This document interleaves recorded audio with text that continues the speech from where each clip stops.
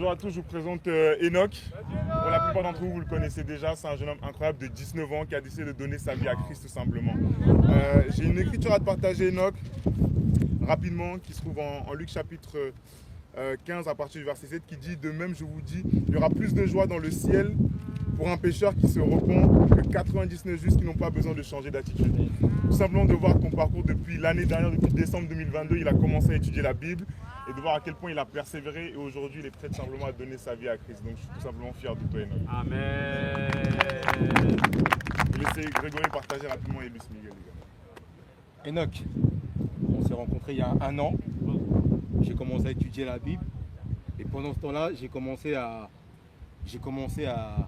partager ma foi avec toi. Au début, tu ne voulais pas venir. Il a fallu un an. Pendant un an, je l'ai harcelé. Et et finalement, c'est l'année des miracles. On s'est retrouvés dans le train. Il voulait une église. Je lui ai dit, viens dans mon église. Il est venu, il a étudié, il est parti, il est revenu, il est reparti, il est revenu. Il a dit 7 fois, je reviens. Exact. Et ouais, juste de voir ton cœur en fait. Aujourd'hui, tu ne seras pas seulement mon ami physiquement. T'es plus une connaissance pour moi, mais tu vas devenir mon ami dans le royaume en fait. Amen. Et Dieu ne fait pas les choses au hasard. Donc je suis juste te dire que voilà, je suis fier de toi, je suis fier de ta persévérance et je serai toujours là avec toi. Yes. Je vais toujours être là. Et je ne suis pas tout seul. Dieu a utilisé des gens pour que je puisse aussi t'aider et on va t'aider. Voilà. Amen. Juste pour te dire que je suis fier de toi. Tu n'es pas simplement là pour écouter, mais tu es là pour mettre en pratique. Amen. Et je vois ton cœur de jour en jour. Tu persévères. Continue comme ça. Amen. Je t'aime, mon frère.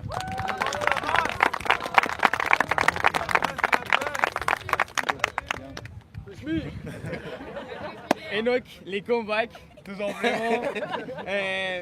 Moi, je suis inspiré par toi parce que tout simplement, je vois des frères et vous avez un groupe sur WhatsApp et tout, et tu as envoyé chaque fois ton moment avec Dieu. Et ça, c'est quelque chose d'inspirant. Et en plus, les frères, ils me disaient, waouh, même lui, il me prêche avec ses moments avec Dieu.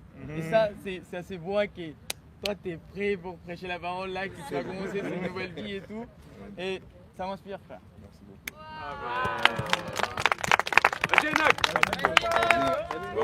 Bonjour tout le monde, je m'appelle Enoch. Originaire du Congo. On n'entend pas. Enoch. Bonjour tout le monde, je m'appelle Enoch, originaire du Congo. De base, je suis né dans une famille chrétienne avec une grand-mère très stricte qui nous ramenait tous les dimanches à l'église. Donc ça veut dire que si on n'allait pas à l'église, on ne rentrait pas chez elle, on ne mangeait pas.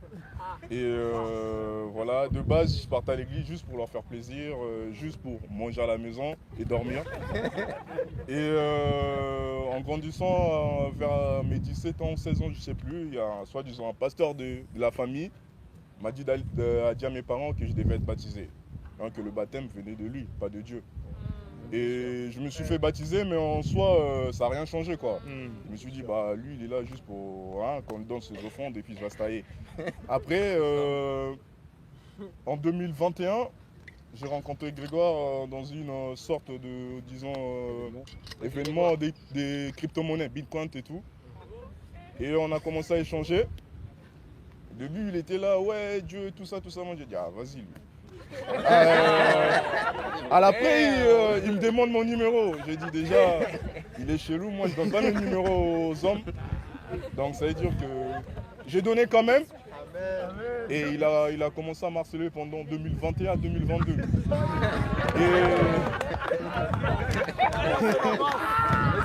À un moment, j'étais à 2 doigts de le bloquer.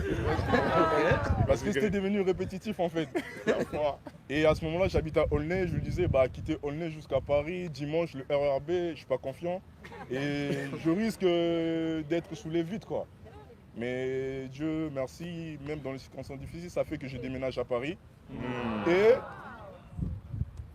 en novembre, si je ne dis pas de bêtises, le 26 novembre, je pars à Bagneux et je recroise Greg dans le RERB. Au fond de moi, je me suis dit, mais lui, il ne va pas me lâcher. Et il m'a dit, non, franchement, ça me ferait plaisir que tu sois là demain. Et c'était un samedi. Il m'a dit, ça serait plaisir que tu sois là demain, dimanche à l'église.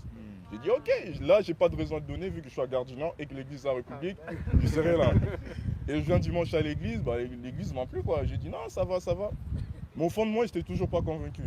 J'étais toujours en mode, bah ça va être le même quoi. Et puis à un moment donné, je vais m'enlacer et puis je vais partir. Et c'est arrivé. C'est arrivé pas parce que je me suis enlacé, parce que le défi est devenu plus dur pour moi. Surtout au moment où j'ai commencé à étudier disciple, le défi comme disait, tu dois être un disciple, doit être ça. Et je lui ai dit non. Moi je suis quelqu'un, j'aime bien aller jouer au basket, tout ça, mais si je dois arrêter tout ça pour lire, étudier la Bible, venir, non. Mais j'ai eu un baisse de foi aussi, à travers ma mère, il y a eu des problèmes, bon, Dieu merci. Mais j'étais toujours pas à l'aise. Il y a quelque chose qui manquait en moi, qui me disait, c'est là-bas où tu vas être sauvé en fait. Et j'étais pas bien, et j'ai écrit à Kerry m'a dit, sois le bienvenu, tu es toujours là, si tu reviens, on va t'accueillir. Et quand je suis revenu, j'étais en mode, ah, ils vont me dire, lui, c'est un escroc, c'est allé 2 fois et puis il revient comme ça.